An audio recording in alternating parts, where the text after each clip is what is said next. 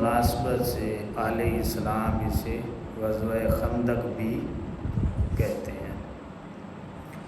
امام الانبیاء صلی اللہ علیہ وسلم کے غلاموں، آقا کریم صلی اللہ علیہ وسلم کا ایک معمول تھا کہ جب بھی کوئی اہم ترین کام کرنا ہے اور خصوصاً جنگی حوالے سے صحابہ کرام علیہ رضوان سے مشورہ لیا کرتے تھے۔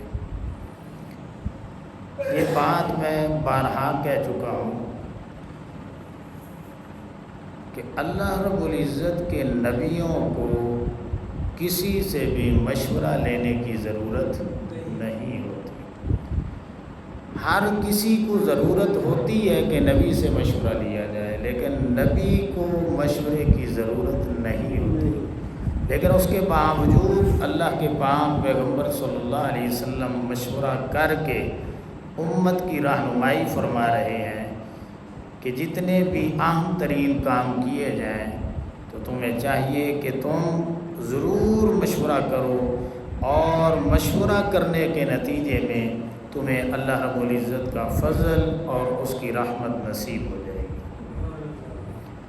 اور پھر اس سے بھی اگلی بات کہ غزوہ خندق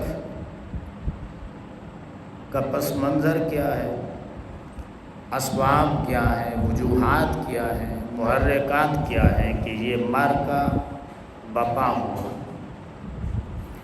جب تک اس بات کو نہیں جانیں گے تو اس وقت تک غزوہ احزاب یعنی غزوہ خندق کو سمجھنا انتہائی مشکل ہوگا۔ تو غزوہ خندق کے جو اسباب بیان کیے گئے ہیں وہ 5 بیان کیے گئے۔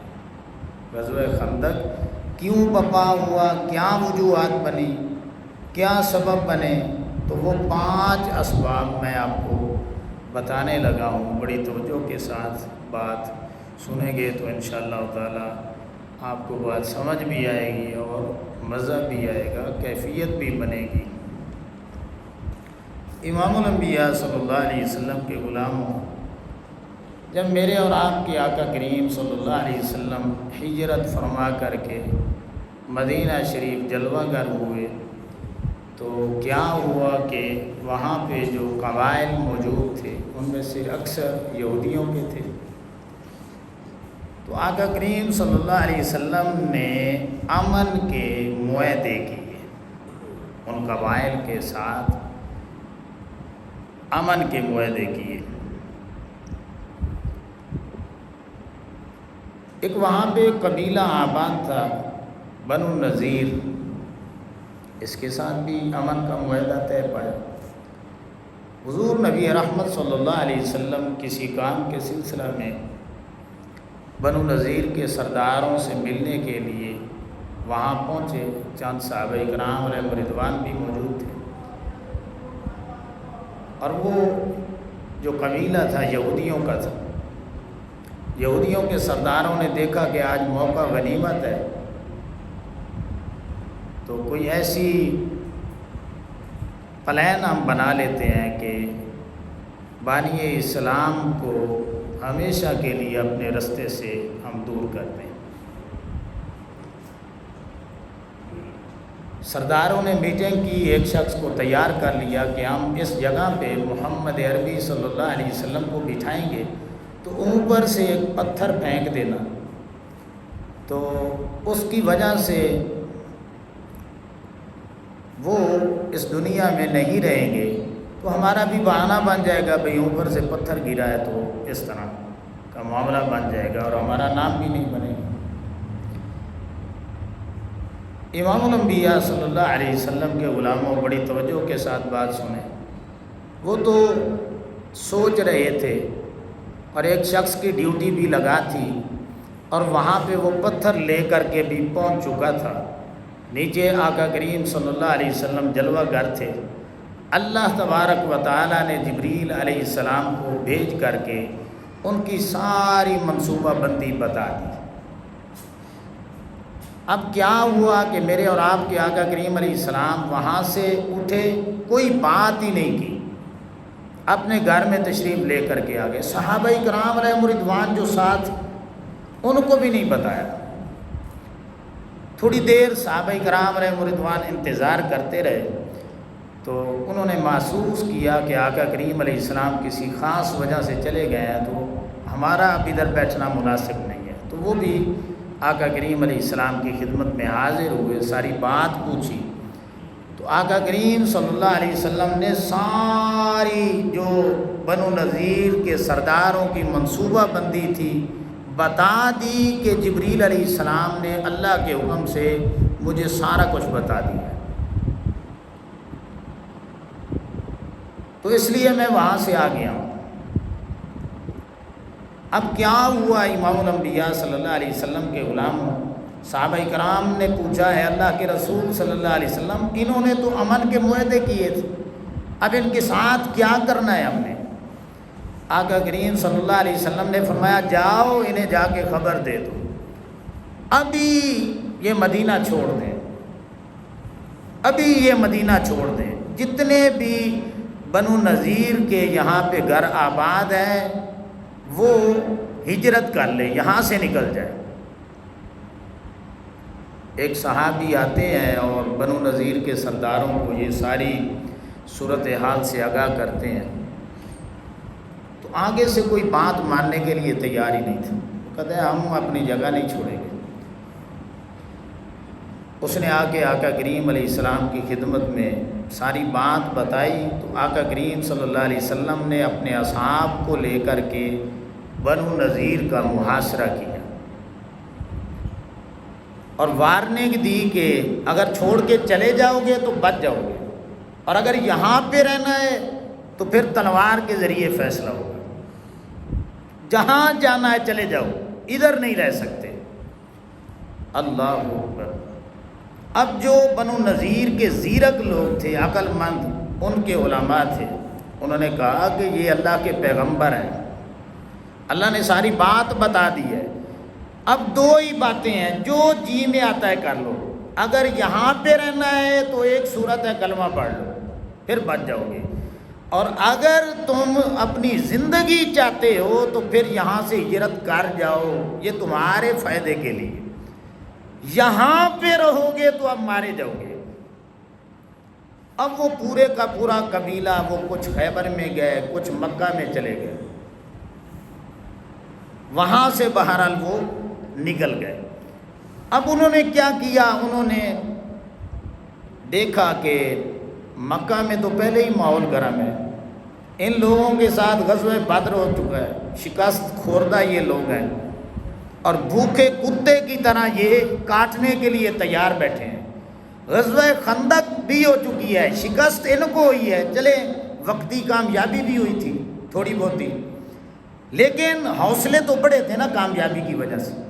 تو اب یہ اس انتظار میں ہے کہ ہمارا کوئی اتحادی بنے اور ہم فیصلہ کن اور حتمی حملہ وہ اسلام پہ کریں, صحابہ کرام پہ کریں اور اسلام کا خاتمہ کر دیں.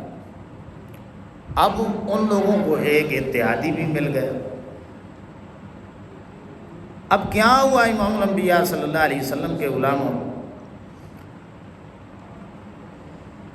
قریش جو کفار تھے انہوں نے ان لوگوں کو بھی اپنے ساتھ ملایا, مزید آگ کو بھڑکایا کہ دیکھیں انہوں نے غزوہ بدر میں ہمارے 70 سرداروں کو قتل کیا تھا, ہم نے پھر غزوہ احد بپا کیا, ان سے بدلہ لیا, لیکن انتقامی جو جذبہ ہے ابھی تک ٹھنڈا نہیں ہوا, ہم نے آخری مارکا ان سے لڑنا ہے. انہوں نے کہا انہوں نے ہمیں بھی مدینہ سے نکالا ہے, ہم بھی لڑنے کے لیے تیار ہیں. اللہ اکبر. تو امام الانبیاء صلی اللہ علیہ وسلم کے غلاموں, اب کیا ہوا کہ وہ جو قریش کے لوگ تھے, کفار مکہ میں آباد تھے, جن کے ساتھ آلریڈی 2 جنگیں ہو چکی تھی, ان کے ساتھ یہ بنو نذیر ملے اور پھر لوگوں کو ذہنی طور پہ جنگ کے لیے آمادہ کرنے لگے. اب ان کی تعداد بھی بڑھتی جا رہی ہے.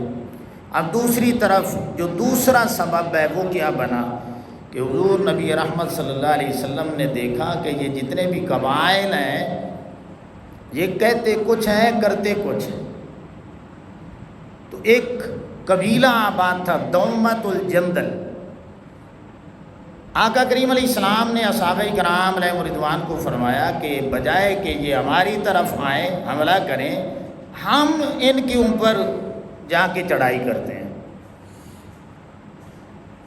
صحابہ کرام علیہ رضوان وہاں پہ پہنچے، انہوں نے چڑھائی کی تو دومت الجندل کے جو لوگ تھے انہوں نے دیکھا کہ اگرچہ ظاہری طور پہ مسلمان ہر طرف سے گھیرے میں ہیں، لیکن ان کے اندر اتنی جرت اور اتنی استقامت موجود ہے، اتنی طاقت یہ رکھتے ہیں کہ یہ ہمارے اوپر چڑھائی بھی کر سکتے ہیں. ایک خوف طاری ہو گیا. مسلمان صرف دفاعی پوزیشن میں نہیں ہیں بلکہ پیش کی حملہ بھی کر سکتے ہیں. یہ بات ان کے ذہنوں میں بیٹھ گئی. بھئی ابھی تک ان کے اندر اتنی طاقت ہے تبھی تو حملہ کرنے پہنچے ہیں. تو اب جو ارد گرد کے قبائل تھے دومت الجندل کے، ان کے اندر خوف و ہراس پھیل گیا، اور وہاں کے جو لوگ تھے انہوں نے بھی میٹنگ کی کہ ہم اکیلے مسلمانوں کا مقابلہ نہیں کر سکتے، ہمیں کچھ ایسے لوگ چاہیے جو ان کے دشمن ہوں اور ہم ان کے اتحادی بنے اور اکٹھے ہو کر کے اسلام کے خلاف آخری مارکہ برپا کریں. اب یہ لوگ بھی ان لوگوں کے ساتھ مل گئے. آپ اندازہ لگائیں کہ پہلے قریش جو کفار تھے، مکہ کے رہائشی تھے، جن کے ساتھ غزوہ بدر احد ہو چکا ہے، وہ بدلہ لینے کے لیے بیٹھے ہیں. ادھر بنو نذیر نکلے اور وہ بھی انہی لوگوں کے ساتھ جا ملے. دومت الجندل کے لوگ انہوں نے بھی انہی کے ساتھ اتحاد کر لیا. آپ دیکھیں قوتیں کتنی جمع ہو رہی ہیں اسلام کے خلاف، اسلام کو مٹانے کے لیے کتنی سازشیں ہو رہی ہیں. اور پھر کیا ہوا کہ کچھ لوگ آقا کریم صلی اللہ علیہ وسلم کی خدمت میں حاضر ہوئے. اب یہ تیسرا سبب میں آپ کو بتانے لگا. انہوں نے کہا اے اللہ کے رسول صلی اللہ علیہ وسلم، ہم اور ہمارا جو قبیلہ ہے انہوں نے اسلام قبول کر لیا ہے، تو بہت بڑا قبیلہ ہے، ساتھ دیگر قبائل بھی ملتے ہیں، تو آپ مہربانی فرمائیں ہمیں جو حافظ قاری عالم اور مجاہد صحابہ کرام ہیں جنہوں نے آپ سے تعلیم حاصل کی ہے، وہ 70 لوگوں کو بھیج دیں تاکہ وہ ہمیں دین سکھائیں. حضور نبی رحمت صلی اللہ علیہ وسلم نے وہ جو بڑی محنت کے ساتھ حفاظ قاری صحابہ کرام کو تیار کیا تھا، جنہیں عالم بنایا تھا، ان کو بھیج دیا. لیکن انہوں نے دھوکہ کیا اور دھوکے سے ان 70 صحابہ کرام علیہ رضوان کو رستے میں ہی شہید کر دیا. یہ بئر معونہ کا واقعہ کہلاتا ہے. حضور نبی رحمت صلی اللہ علیہ وسلم کو جبریل علیہ السلام کے ذریعے خبر مل گئی کہ آپ کے 70 صحابہ کرام کو بڑے دھوکے کے ساتھ انہوں نے شہید کر دیا ہے، اور وہ جشن منا رہے تھے کہ مسلمانوں کے اندر جن اصحاب کی وجہ سے جان تھی، جو واقعی جنہوں نے دین اسلام پڑھا تھا، سمجھا تھا اور عمل کر رہے تھے، جو ہر لحاظ سے مضبوط تھے، ہم نے ان کو شہید کر دیا ہے. اب مسلمانوں کی جو طاقت ہے وہ کمزور ہو چکی ہے، ہم ان کے ساتھ لڑائی کریں گے. اب یہ تیسرا سبب بن چکا تھا غزوہ خندق کے ہونے کا. اب چوتھا سبب کیا ہوا کہ ایک قبیلہ تھا بنی مستلق. حضور نبی رحمت صلی اللہ علیہ وسلم نے اپنے اصحاب سے مشورہ کیا کہ مجھے یوں لگتا ہے کہ یہ لوگ ہمارے اوپر حملے کی تیاری کر رہے ہیں، تو بجائے کہ یہ حملہ کریں، اگر ہم ان پہ حملہ کرنے میں کامیاب ہو جاتے ہیں تو اس سے ہماری فتح کے مزید دروازے کھل جائیں گے. صحابہ کرام علیہ رضوان بڑے خوش ہو رہے کہ یا رسول اللہ صلی اللہ علیہ وسلم، جیسا آپ حکم فرماتے ہیں ہم تو تیار بیٹھے ہیں. حضور نبی رحمت صلی اللہ علیہ وسلم اس غزوہ میں، چھوٹا سا غزوہ تھا، اس میں بھی شامل ہوئے۔ غزوہ بنی مستلق یہ کہلاتا ہے، غزوہ بنی مستلق۔ حضور نبی رحمت صلی اللہ علیہ وسلم نے صحابہ کرام علیہ رضوان کے ساتھ چڑھائی کی اور اس کو زیر کیا، اور مسلمانوں کو فتح نصیب ہوئی، اور جتنے بھی دیگر چھوٹے چھوٹے قبائل موجود تھے ان کے اندر بھی اسلام کی طاقت کا اور اسلام کی جو قوت تھی، جو شان و شوکت تھی، ان کے دلوں میں بیٹھ گئی کہ یہ اگرچہ تھوڑے لوگ ہیں لیکن اپنے ایمانی جذبے کی وجہ سے، اللہ کے ساتھ خاص تعلق کی وجہ سے یہ لوگ بڑے مضبوط ہیں۔ اللہ اکبر۔ لیکن ظاہری فتح کے ساتھ ساتھ ان لوگوں نے سوچا کہ اگر یہ لوگ پیشگی ہم پہ حملہ کر رہے ہیں تو لازمی بات یہ ہے کہ ان کے پاس طاقت موجود ہے، لیکن ایک بات یہ بھی ان کے اندر آ گئی کہ ہم اب اکیلے نہیں لڑیں گے، ہم ان لوگوں کو تلاش کرتے ہیں جو ان کے آلریڈی پہلے سے دشمن ہیں۔ تو یہ قبیلہ بھی ان لوگوں کے ساتھ جا کے مل گیا۔ آپ دیکھیں 4 قسم کے دشمن اسلام کو مٹانے کے لیے اکٹھے ہو چکے ہیں۔ اللہ اکبر۔ اور یہ تو بیرونی خطرات تھے کہ 4 قسم کے دشمن ہیں، وہ اسلام کے خاتمے کے منصوبے بنا رہے ہیں اور سامان اکٹھا کر رہے ہیں، اور ایک دشمن اندر بھی بیٹھا ہے۔ وہ کون ہے؟ بنو قریظہ۔ یہ یہودی تھے، مدینہ میں آباد تھے یہ قبیلہ۔ ان کے ساتھ آقا کریم صلی اللہ علیہ وسلم کا ایک معاہدہ تھا کہ جنگ کی حالت میں یہ لوگ ساتھ دیں گے۔ جنگی حالات میں کیا کریں گے؟ یہ مسلمانوں کا ساتھ دیں گے۔ لیکن جب انہوں نے دیکھا کہ چاروں طرف سے مسلمان گھر چکے ہیں اور ان کے جو دشمن ہیں وہ مضبوط ہو چکے ہیں، وہ تو 1 سال سے جنگی تیاریاں کر رہے ہیں، تو اب انہوں نے وہ معاہدہ بھی توڑ دیا۔ 4 دشمن باہر سے اسلام سے ٹکرانا چاہتے ہیں، ایک دشمن اندر بیٹھا ہے جو موقع پہ چھوڑ جاتا ہے۔ وہ کہتے ہیں بھئی ہمارا تمہارا کوئی معاہدہ ہی نہیں تھا، اور قبیلہ کون سا تھا؟ یہودیوں کا۔ عین وقت پہ یہودی آقا کریم علیہ السلام سے وہ معاہدہ توڑ دیتے ہیں۔ اب جنگی حالات ہیں، دشمن پوری تیاریاں کر رہے ہیں، اور جو گھر میں لوگ موجود ہیں جن کے ساتھ امن کے معاہدے ہیں وہ بھی جواب دے جاتے ہیں۔ اب اس کیفیت کو قرآن مجید سورۃ الاحزاب میں اللہ پاک نے کس انداز میں بیان کیا۔ اذ جاءوکم من فوقکم ومن اسفل منکم واذ زاغت الابصار وبلغت القلوب الحناجر وتظنون باللہ الظنون۔ اب یہ میں آپ کو اللہ کا قرآن سنا رہا ہوں، پس منظر وجوہات میں نے آپ کے سامنے رکھی۔ اللہ کا قرآن یہ بتا رہا ہے کہ جب وہ تمہارے اوپر اور نیچے کی طرف تم پر حملہ آور ہونے لگے، اور جب آنکھیں پھر گئیں، بھئی اتنا بڑا لشکر، 10,000 لوگ انہوں نے اپنے اتحادی بنا لیے، وہ چاروں قبائل کے لوگ جو جنگجو تھے انہوں نے ٹوٹل جو اسلام کے مقابلے میں لے کے آنا چاہتے تھے 10,000 کی تعداد تھی۔ اور قرآن مجید کیا کہتا ہے؟ اور دل جو ہیں وہ گلوں تک تمہارے پہنچ چکے تھے۔ بھئی چاروں طرف سے دشمن ہی دشمن ہے، اور تم اللہ کی نسبت طرح طرح کے گمان کرنے لگے تھے۔ وہاں مومن آزمائے گئے اور سخت، اللہ پاک فرماتا ہے ہم نے ان کو ہلایا،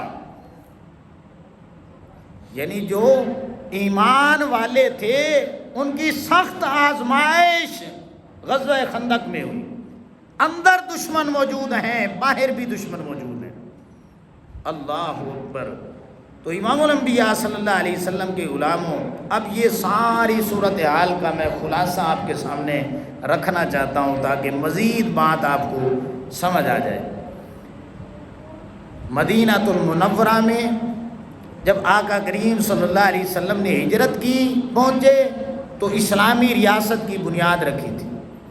اب مسلمان سیاسی، معاشی اور عسکری طور پہ یعنی فوجی لحاظ سے مضبوط ہونے لگے، تو جتنے بھی قبائل تھے یہودیوں کے، دیگر مشرکین کے، انہیں یہ خطرہ لاحق ہوا کہ اگر اسی طرح اسلام پھیلتا رہا تو ایک دن آنے والا ہے جب ہم ہمیشہ کے لیے مٹ جائیں گے۔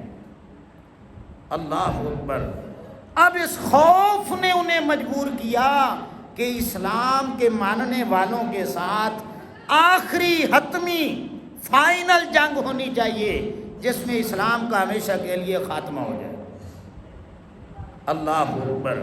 تو امام الانبیاء صلی اللہ علیہ وسلم کے غلاموں، میں بتا چکا ہوں کہ اس میں بنی نذیر کے جو یہودی تھے انہوں نے ہجرت تو کی خیبر کی طرف، مکہ کی طرف، لیکن انہوں نے قریش کے کفار کو مزید بھڑکایا۔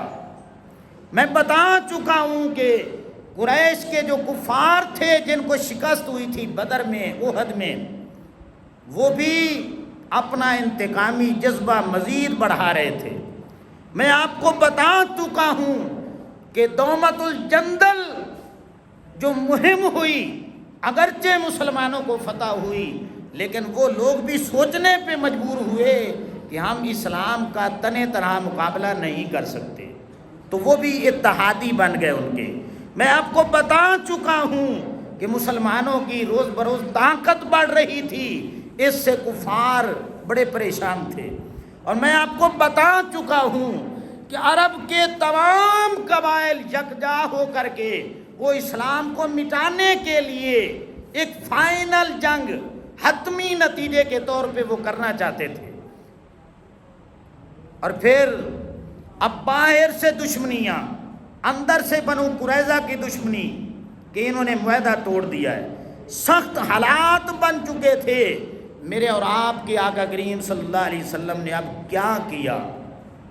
اب سنیں بڑی توجہ کے ساتھ کہ صحابہ کرام علیہ رضوان کے ساتھ میٹنگ کی، مشورہ کیا کہ اب ہمیں کیا کرنا چاہیے۔ تو حضرت سلمان فارسی رضی اللہ تعالیٰ عنہ انہوں نے یہ مشورہ دیا کہ اے اللہ کے رسول صلی اللہ علیہ وسلم، یہ جو مدینہ کا جنوب ہمیں نظر آتا ہے، جنوب، اس میں اس طرف کھجوروں کے گھنے باغات ہیں، راستہ بڑا تنگ ہے، کفار ہم پہ حملہ نہیں کر سکتے۔ جنوب والی سائیڈ پہ کھجوروں کے درخت ہیں۔ اب جو مشرق والی سائیڈ ہے وہاں پہ جو علاقہ ہے وہ پتھریلا ہے۔ اب قدرتی طور پہ یہ رکاوٹ بنی ہوئی ہے، اس طرف سے بھی یہ ہم سے ٹکرا نہیں کر سکتے۔ اب کیا ہوا، مغربی جو سلسلہ تھا اس طرف پہاڑ موجود تھے تو اس طرف سے بھی حملہ نہیں کیا جا سکتا تھا۔ ایک ہی رستہ تھا جو شمال کی طرف سے مدینہ کی طرف آ رہا تھا، جو صاف علاقہ تھا۔ اب کافروں نے سبھی لوگ جو دیگر قبائل کے اکٹھے ہو کر کے حملے کے لیے انہوں نے یہی رستہ جو ہے وہ چوز کیا کہ اس رستے سے ہم مسلمانوں کے ساتھ جنگ کریں گے۔ حضور نبی رحمت صلی اللہ علیہ وسلم نے جب مشورہ کیا تو سلمان فارسی رضی اللہ تعالیٰ عنہ نے مشورہ دیا کہ اے اللہ کے رسول صلی اللہ علیہ وسلم، اگرچہ یہ جو طریقہ ہے یہ عرب میں نہیں ہے، لیکن جہاں سے میں آیا ہوں فارس کے لوگ اپنے جنگی حفاظت کے طور پہ وہ خندقیں کھود دیا کرتے تھے، تو اگر ہم اس ایریے میں، اس جگہ پہ جو تقریباً 5 کلومیٹر کا بنتا تھا، ہم خندق کھودنے میں کامیاب ہو جاتے ہیں تو اللہ تعالیٰ ہمیں فتح بھی نصیب فرما دے۔ حضور نبی رحمت صلی اللہ علیہ وسلم کو ان کا یہ مشورہ بڑا ہی پسند آیا کہ تعداد ہمارے پاس ٹوٹل کتنی ہے؟ 3000 کی، اور مخالفین کی تعداد 10,000 کے راؤنڈ اباؤٹ ہے۔ تو اب اتنی بڑی فوج کا مقابلہ وہ ڈائریکٹ تو نہیں ہو سکتا، جنگی چالیں اختیار کی جانی چاہیے۔ تو آقا کریم صلی اللہ علیہ وسلم نے پھر صحابہ اکرام علیہ رضوان کی ڈیوٹی لگائی کہ آپ خندق کھودیں۔ لمبائی کتنی ہے؟ 5 کلومیٹر۔ گہرائی کتنی ہے؟ کم و بیش 2.5 سے 3 ہاتھ، 3 میٹر کہہ لیں۔ اور چوڑائی کتنی ہے کہ ایک گھوڑ سوار جو ہے اس کو کراس نہ کر سکے۔ اور یہ کم و بیش 20 دنوں میں کام جو ہے صحابہ کرام علیہ رضوان مکمل کرتے ہیں، 20 دن لگ جاتے ہیں۔ اللہ اکبر۔ تو امام الانبیاء صلی اللہ علیہ وسلم کے غلاموں، پھر کیا ہوا؟ خندق کھودنے کا کام شروع ہوتا ہے، ہر صحابی اپنے اپنے حصے کا کام کر رہا ہے۔ قربان جائیں میرے اور آپ کے آقا کریم صلی اللہ علیہ وسلم بھی اپنے حصے کا کام خود کر رہے ہیں۔ جہاں پہ صحابہ کرام علیہ رضوان کو مشکل ہوتی ہے، پریشانی آتی ہے، کوئی پتھر نہیں ٹوٹتا، تو آقا کریم علیہ السلام کی خدمت میں حاضر ہوتے ہیں۔ اور یہ وہ حالات ہیں کہ 3 دن کے فاقے ہیں۔ دشمنوں نے خوراک کے جو ذرائع تھے وہ بھی بند کر دیے تھے، ناکہ بندیاں لگاتی تھی، حالات بڑے سخت تھے، نہ کوئی آ سکتا ہے نہ کوئی جا سکتا ہے۔ اب اس حالات میں صحابہ کرام علیہ رضوان خندق کھود رہے ہیں۔ حضرت سلمان فارسی رضی اللہ تعالیٰ اپنے حصے کا کام کرتے جا رہے ہیں۔ ایک بہت بڑا پتھر سامنے آتا ہے، بڑی کوشش کرتے ہیں لیکن وہ پتھر ٹوٹنے کا نام نہیں لیتے۔ اللہ کے رسول صلی اللہ علیہ وسلم کی خدمت میں حاضر ہوتے ہیں، اے اللہ کے رسول صلی اللہ علیہ وسلم بڑی کوشش کی ہے، یہ پتھر نہیں ٹوٹ رہا۔ آقا کریم صلی اللہ علیہ وسلم نے فرمایا کہ یہ کام میں کرتا ہوں۔ آقا کریم صلی اللہ علیہ وسلم نے پہلی ضرب لگائی، ایک چنگاری نکلی، ایک آگ کا شعلہ نکلا۔ اپنے کتابیں اللہ کے رسول صلی اللہ علیہ وسلم نے نعرہ تکبیر بلند کیا۔ دوسری ضرب لگائی، اسی طرح ایک چنگاری نکلی، پھر اللہ اکبر کا نعرہ۔ تیسری ضرب لگائی، وہ تو چٹان ٹوٹ چکی تھی لیکن میرے اور آپ کے آقا کریم علیہ السلام مسکرا رہے تھے۔ صحابہ کرام علیہ رضوان بڑے حیران اور پریشان ہوئے کہ ہم نے بڑی کوشش کی ہے لیکن یہ چٹان جو ہے ہم سے نہیں ٹوٹی گئی، تو آقا کریم علیہ السلام نے کس طرح توڑ لی ہے؟ اور پھر ٹوٹی ہے، آگ بھی نکلی ہے، آقا کریم علیہ السلام مسکرائے بھی ہیں، عجیب منظر ہے۔ آقا کریم علیہ السلام نے فرمایا میرے غلاموں، جب میں نے پہلی ضرب ماری تھی، چنگاری نکلی تھی، اللہ تبارک و تعالیٰ نے مجھے یمن کے محلات دکھا دیے تھے، اس چنگاری میں سے یمن کا علاقہ دکھا دیا تھا کہ اب یہ فتح ہونے والا۔ جب دوسری ضرب لگائی تھی تو اللہ تبارک و تعالیٰ نے مجھے شام کے جو علاقے تھے وہ بتا دیے تھے کہ اب وہ بھی فتح ہونے والے ہیں۔ اور جب تیسری چوتھی ضرب لگائی تھی تو اللہ تبارک و تعالیٰ نے مجھے یہ بتا دیا تھا کہ اب مشرق و مغرب آپ کا راج ہوگا۔ تو یہ اللہ تبارک و تعالیٰ نے مجھے بشارات جو ہیں وہ دکھائی ہیں۔ حضرت سلمان فارسی رضی اللہ تعالیٰ بڑی محنت سے اپنا کام کرتے جا رہے ہیں۔ سارے صحابہ کرام متوجہ ہوئے کہ ان کو کسی کا ہوش ہی نہیں ہے کہ کوئی کیا کر رہا ہے، عجیب بندہ ہے کہ اپنے کام سے کام رکھا ہوا ہے۔ مہاجرین کہنے لگے کہ سلمان ہمارا ہے۔ مہاجرین کیا کہنے لگے کہ سلمان جو ہے یہ ہمارا ہے۔ انصار نے دیکھا، انہوں نے کہا کہ سلمان ہمارے ہیں۔ اب مہاجرین تھے، وہ حضرت سلمان فارسی کو کہہ رہے تھے کہ یہ ہمارے ہیں، انصار کہہ رہے تھے یہ ہمارے ہیں۔ یعنی اس خوشی میں کہ یہ اتنا کام کر رہے ہیں تو آقا کریم علیہ السلام کو خوشی کتنی ہوگی۔ آقا کریم علیہ السلام نے سنا، پوچھا کیا معاملہ ہے؟ کہنے لگے یا رسول اللہ صلی اللہ علیہ وسلم سلمان ہمارے ہیں۔ دوسرے کہنے لگے ہمارے ہیں۔ میرے اور آپ کے آقا کریم علیہ السلام نے فرمایا کہ سلمان و منی اہل البیت، اے دنیا والوں سن لو، سلمان فارسی میرے گھر والوں میں سے ہے، میرے گھر والوں میں سے ہے۔ آپ اندازہ لگائیں، کوئی خونی رشتہ نہیں ہے، کوئی برادری نہیں ہے، کوئی علاقہ نہیں ہے، کہاں سے آئے فارس سے چل کے آقا کریم علیہ السلام کو خوش کیا۔ عظمت کیا ملی کہ آقا کریم علیہ السلام نے فرمایا کہ سلمان میرے گھر کا بندہ ہے، میرے گھر کا بندہ ہے۔ اور یہ شرف بہت بڑا شرف ہے، بہت بڑا شرف ہے کہ جسے میرے اور آپ کے آقا کریم علیہ السلام فرما دیں کہ یہ میرا ہے، یہ میرا ہے۔ ہم جتنے بھی بیٹھے ہیں، ہم سب کی یہ خواہش ہے کہ قیامت کا دن ہو، میرے اور آپ کے آقا کریم علیہ السلام دنیا میں نہ صحیح اور قیامت والے دن صرف ایک بار اللہ کے سامنے یہ کہہ دے کہ یہ مولا میرا ہے، ہم سمجھیں گے کہ ہماری بات بن گئی ہے، ہماری بات بن گئی ہے، اب ہمارا رب بھی ہم سے راضی ہو جائے گا۔ اور قربان جائے سلمان اور تیری وفاؤں پہ، تیری عطاؤں پہ کہ اس دنیا میں میرے اور آپ کے آقا کریم علیہ السلام نے انہیں اپنے گھر کا فرد قرار دے دیا اور فرما دیا دنیا والوں، اور سلمان مہاجرین تمہارا بھی ہے، اے انصار تمہارا بھی ہے، اور سلمان تو میرا بھی ہے۔ اللہ اکبر۔ تو امام الانبیاء صلی اللہ علیہ وسلم کے غلاموں، خندق کا کام بڑی تیزی کے ساتھ جاری ہے۔ 3 دن کے فاقے ہیں۔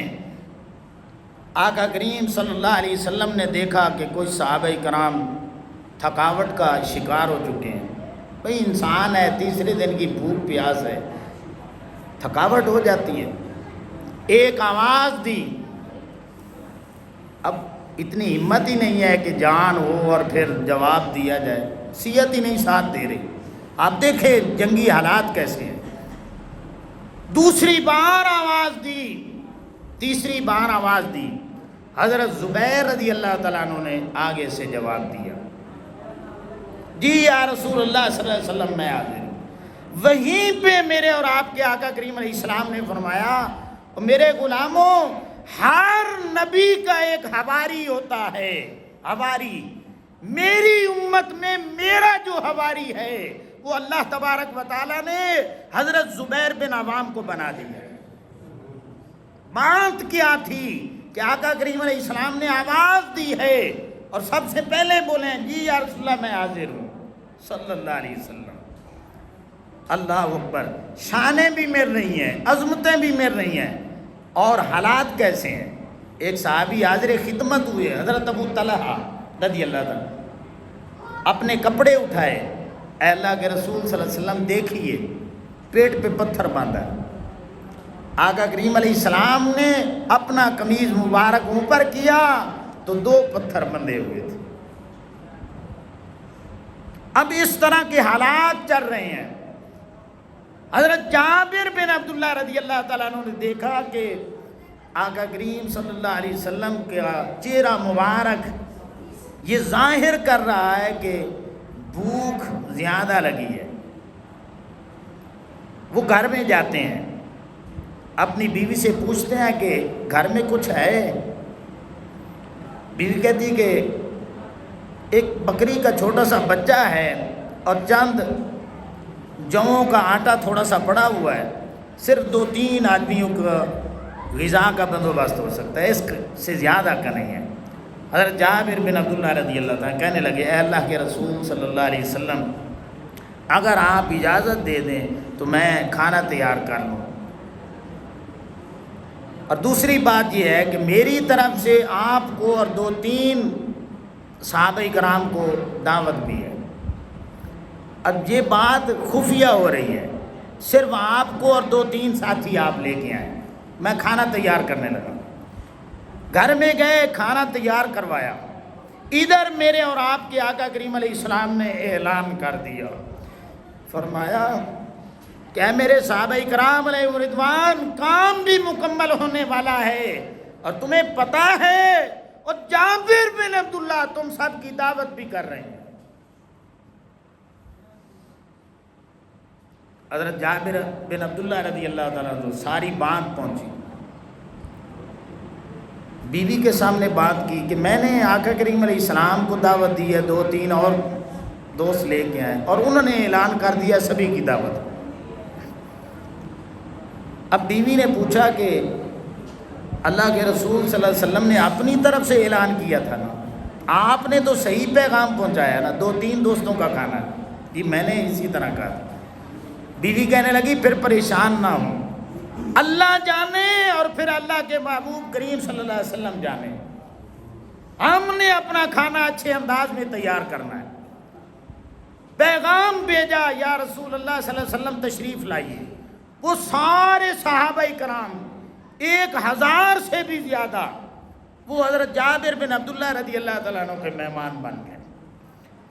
آقا کریم صلی اللہ علیہ وسلم نے اپنا لعاب دہن اس آٹے میں ڈالا اور اپنا لعاب دہن مبارک وہ اس ہانڈی میں ڈال دیا اور اوپر سے کپڑا دے دیا, دعائے خیر کی, برکت کی دعا مانگی اور فرمایا جابر بن عبداللہ سن لو, کسی نے کپڑا نہیں اٹھانا, اور جتنا کھانا جس کو چاہیے وہ اٹھاتا جائے, کھاتا جائے, اس کو پلٹ کے بھی نہیں دیکھنا.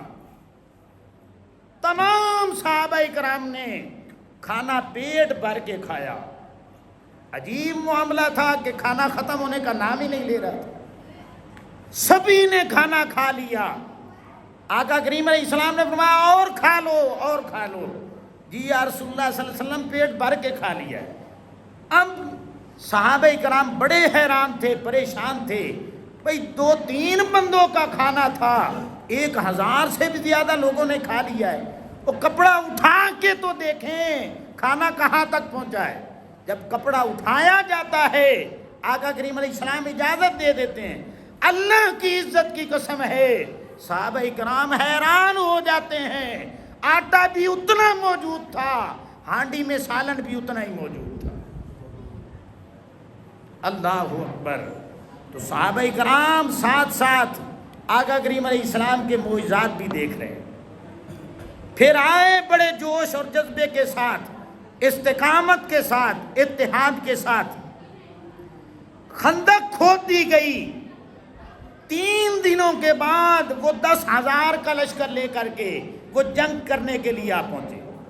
آقا کریم علیہ السلام نے مدینہ کے اندر جتنی خواتین تھیں ایک محفوظ قلعے کے اندر بھیج دیا, اور بنو قریظہ کو صحابہ کرام نے منع فرمایا کہ ان تک خبر نہیں جانی چاہیے, کہیں ایسے نہ ہو کہ یہ لوگ ان پہ حملہ کر دیں. ایک آدھ صحابی کی وہاں پہ ڈیوٹی لگا دی, حضرت حسان رضی اللہ تعالیٰ. باقی سبھی کو حکم دیا کہ ہم خندق کے مقام پہ جا کے ان سے لڑائی کریں گے.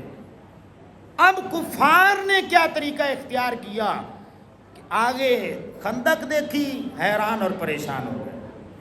پتھروں کے ساتھ اور تیروں کے ساتھ لڑائی شروع ہو گئی. بھئی کراس تو وہ کر نہیں سکتے, جو بھی کراس کرنے کی جرت کرے گا وہ خندق کے اندر چلا جائے گا, اس کا تو باہر نکلنا مشکل ہو جائے گا. بہرحال جنگ ہوتی رہی, حالات بگڑتے چلے گئے, اور 20-25 دن اسی طرح مسلسل محاصرہ جاری رہا. 6 صحابہ کرام کی شہادت بھی ہوئی.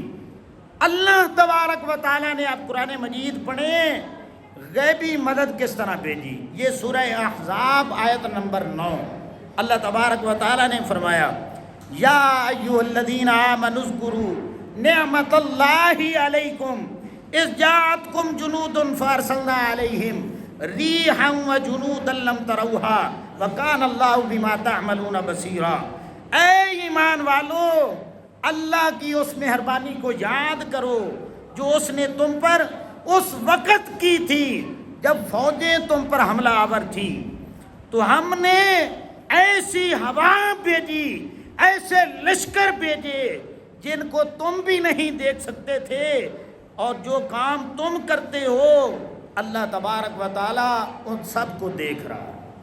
غیبی مدد کیا تھی سنیں، زوردار آندھی آئی، زوردار، اتنی زور کی آندھی تھی، حدیث مبارکہ میں آتا ہے جہاں پہ وہ کفار کھانا بنا رہے تھے، دیگیں رکھی ہوئی تھی، دیگیں الٹ گئیں، چولہے بجھ گئے، اتنی تیز آندھی تھی کہ ان کے جو خیمے تھے وہ بھی اکھڑ گئے، ان کا وہاں پہ رہنا مشکل ہو گیا۔